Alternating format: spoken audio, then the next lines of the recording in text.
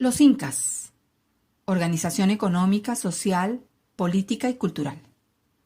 Después de vencer a los chancas en 1438, los incas constituyeron un imperio que abarcó un extenso territorio, actualmente parte de Colombia, Ecuador, Perú, Bolivia, Chile y Argentina. El Tahuantinsuyo, inca, estaba dividido en 4 regiones: sur, centro, oriente y norte costero. Construyeron la ciudad de Machu Picchu, en una montaña a 2.490 metros sobre el nivel del mar, la cual es un prodigio de ingeniería. A los gobernantes en esta cultura se les llamaba inca, por eso los conocemos con este nombre.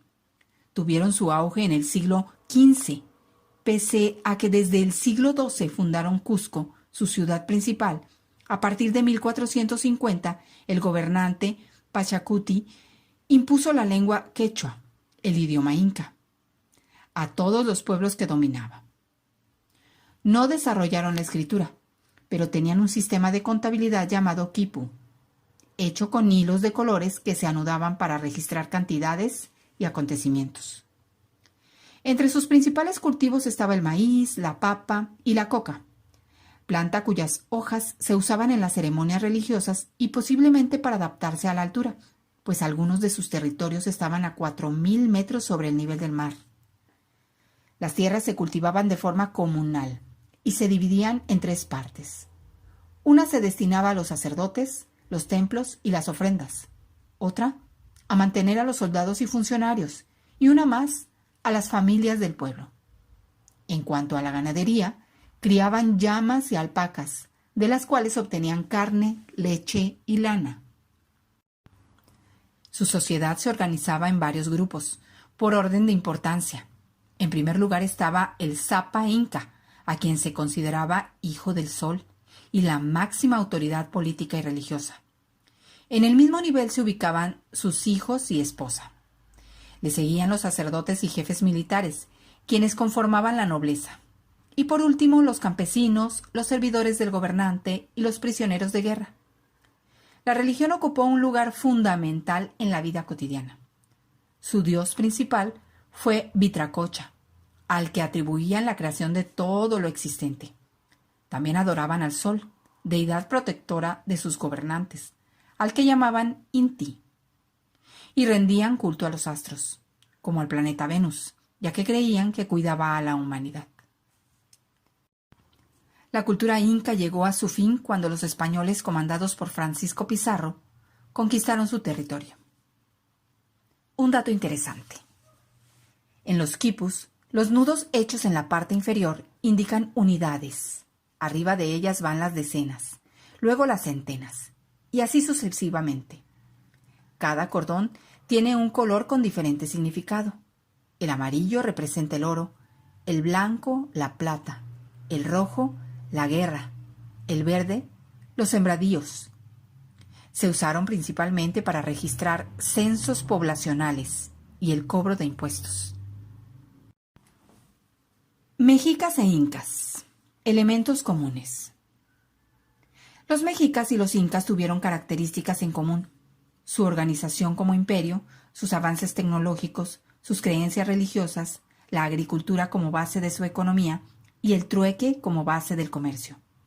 Asimismo, ambas culturas fueron conquistadas por los españoles en la primera mitad del siglo XVI, quienes mantuvieron su organización para colonizar sus territorios. Las 2 culturas tuvieron gobiernos teocráticos, encabezados por gobernantes llamados Tlatoani, mexicas, y Zapa Inca, los incas, seguidos por los sacerdotes y guerreros, grupos sociales con gran poder, y después el resto del pueblo conformado por agricultores y artesanos. Se constituyeron como imperios, los mexicas en menos de 2 siglos y los incas en menos de 1. Ambas culturas desarrollaron conocimientos astronómicos basados en la observación del Sol, la Luna y Venus. Llevaron a cabo obras de ingeniería utilizando tecnología rudimentaria. Tuvieron una administración y un ejército que les permitieron controlar extensos territorios y poblaciones de diversas culturas. Prosperaron al concentrar los conocimientos de las civilizaciones mesoamericanas y andinas. En consecuencia, sus obras son hoy patrimonio cultural de los países latinoamericanos y del mundo. Un día en el mercado de Tlatelolco. Los mercados o tianguis mesoamericanos no solo eran sitios para adquirir productos, sino también espacios donde las personas asistían para enterarse de lo que ocurría en otros lugares, y algunos padres de familia los visitaban en busca de pareja para sus hijos. Lo que conocemos de los mercados prehispánicos se lo debemos a los códices y a las crónicas del siglo XVI. La educación de los incas. En la cultura inca la educación estaba reservada para los nobles. Se impartía en las escuelas de su capital, Cusco, las cuales recibían el nombre de Yacha Huasi.